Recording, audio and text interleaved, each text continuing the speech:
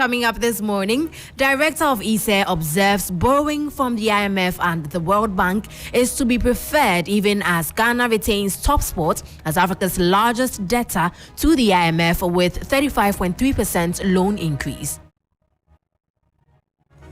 Better to borrow from the IMF than to borrow from the capital market. However, too much of debt also has problems.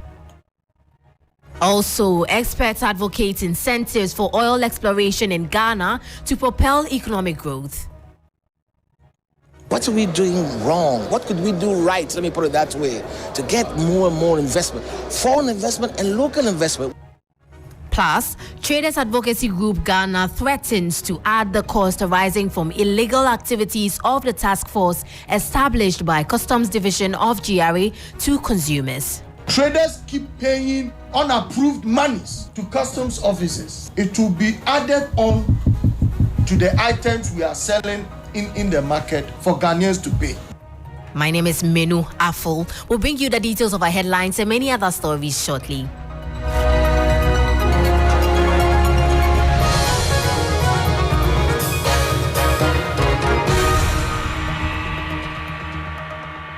Thank you for staying with us. We'll start off with Director at the Institute of Statistical, Social and Economic Research, Professor Peter Korte, who says Ghana being the most indebted country to the IMF is no cause for alarm since the loans are granted at concessional rates. He noted it was therefore better to borrow from the Bretton Woods institutions.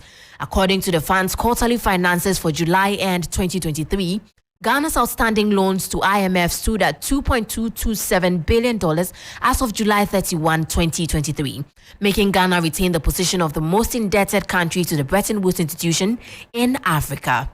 As of July 31, 2023, Ghana's outstanding loans to the IMF reached a substantial special drawing rights equivalent to $2.227 billion.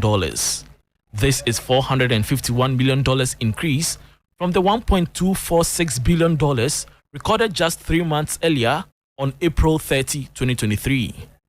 The increase in debt can be attributed to a $600 million bailout package that Ghana secured from the IMF in June 2023. Ghana's loans from the Bretton Woods institution are categorized as concessional lending with favorable terms, including low-interest financing, which is critical for the country's economic recovery efforts. Better to borrow from the IMF than to borrow from the capital market. However, too much of debt also has problems because it's not free, it has to be repaid at some point in time. So that will have repercussions on our expenditure because we have to service these loans. So as we borrow, we ought to caution government that our appetite to borrow, especially from the capital market, will be kept. I'm not saying that's the best option. The best option is for us to raise resources domestically.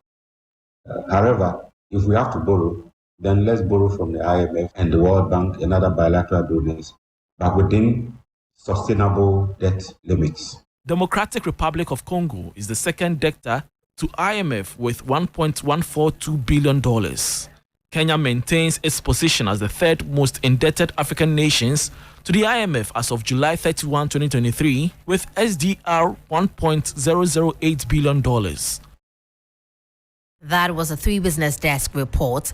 Meanwhile, Dean of University of Cape Coast Business School, Professor John Gachi, is doubtful whether Ghana's current debt stock corresponds to infrastructural development. Ghana retains top spot as Africa's largest debtor to the IMF, according to a report by the Bretton Woods institution. We need to also be comparing what the debt has done for the country to the debt that we have acquired. So what should be critical for us is that what is the value of the indebtedness to the IMF, and not only to the IMF, to other creditors.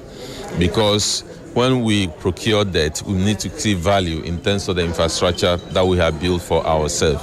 The question we need to be asking ourselves whether the large number of debt that we have procured is commensurate with the value that we have created with those debt, the infrastructure we have created, the program we have brought on board for the country. So that is a critical thing that we need to be asking. You heard the voice of Professor John Gachi, Dean of the University of Cape Coast Business School. Away from that, in a bid to bolster Ghana's energy sector and propel economic growth, Chief Executive of the Ghana Upstream Petroleum Chamber is advocating for strategic incentives to spur oil exploration in the country. Speaking at the Ghana Oil and Gas Conference, David Ampofo said attracting both local and international investors into the space will unearth the sector's full potential. We identify 2 or 3 things. Let's look for too many things. One is we want to incentivize exploration. Exploration is where it all begins. If you explore, you find oil, you develop it, you produce it. If you don't find any, you're not doing anything. Okay? I mean, look, you heard that just 2 weeks ago we had 30,000 barrels. It's coming from the good old Jubilee field. Thank God for it. But we need more of it. You can see the activity is very limited. You know, how do we incentivize exploration? What are we doing wrong? What could we do right, let me put it that way, to get more and more investment? Foreign investment and local investment. When I talk about investment, I'm talking about both foreign and local investors. Of course, the magnitude of some of our tasks require huge sums of money that can only come from large companies. Ghana Oil and Gas Conference, David Ampofo there. Now, Traders Advocacy Group Ghana has threatened to add cost arising from illegal activities of task forces established by the Customs Division of GRA to consumers by December.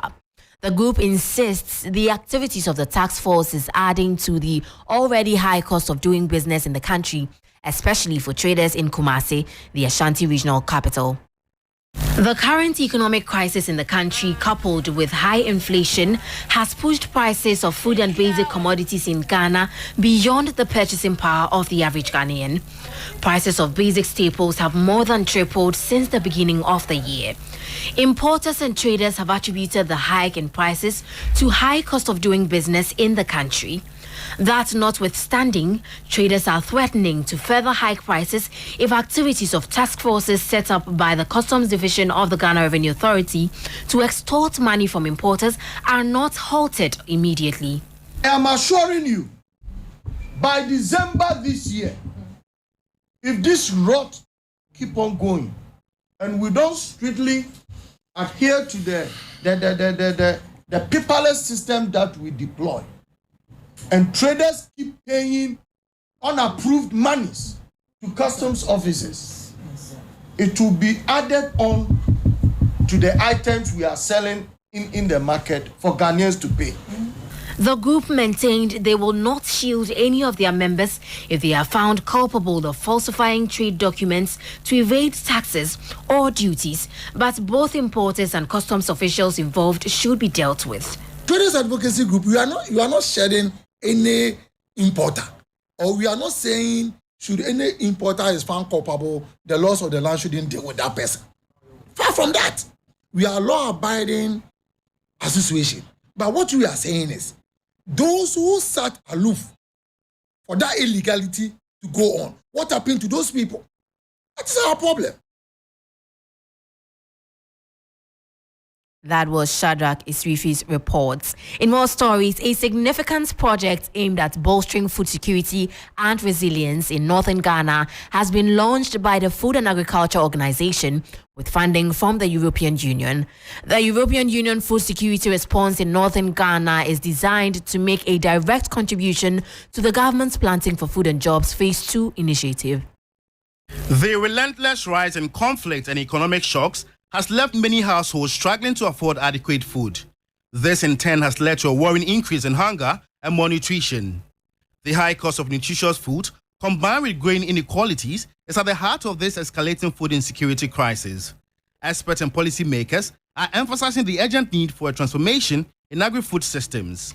These systems must become more resilient, delivering lower cost nutritious food and affordable healthy diets for all, while ensuring sustainability and inclusivity. The project will promote various crop-specific agroecological systems and approaches and support the sustainable development commodities as highlighted in PFJ Phase 2. The €10 million project is a European Union's contribution to support vulnerable populations grappling with food insecurity in some part of the northern region of Ghana. It will seek to apply science and innovation to deliver on the expected deliverable while seeking to address the interlinked challenges of agriculture with climate change and food security collaboratively with national partners and key stakeholders. European Union Ambassador to Ghana, Ichad Razali, highlighted the rationale for this intervention, recognizing the importance of addressing food security and malnutrition. It is illustrated beyond words. Today is the day where former promises are met into action. As we all know, food crisis is affecting millions of people across the globe. This measure is meant to help the decision made by the government of Ghana to ease food insecurity across the country. Minister of Agriculture, Brian Champon, welcomed this initiative, acknowledging the challenges faced by northern Ghana and the pressing need for action. As the program targets 50,000 households or individuals in the north, if this can be scaled up, one, within the 3 years, if we can increase the number of people that are being targeted, and also a longer lifespan and funding for the program.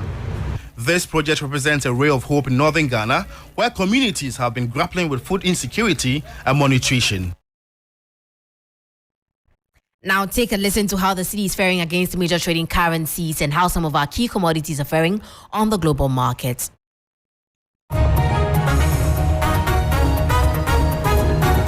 On the interbank foreign exchange market, where banks trade amongst themselves, the dollar recorded no price change and is selling at 11 cedis 8 pesos. The British pound lost 1 peso, selling at 13 cedis 72 pesos. The euro lost 2 pesos and is selling at 11 cedis 83 pesos. However, be guided that these figures will be higher at a forex bureau near you. On the global commodities market, price of cocoa is up by 0.58%, selling at $3,642 per ton. Brent crude oil is up by 0.03%, selling now at about $94 per barrel, while the price of an ounce of gold is down by 0.1%, selling at about $1,932. That was an update from the Forex and Commodities markets. That will be all for Business News on Sunrise. My name is Menu Afo. For more business stories, please check out our website, 3news.com. Stay tuned. Sports News is up next.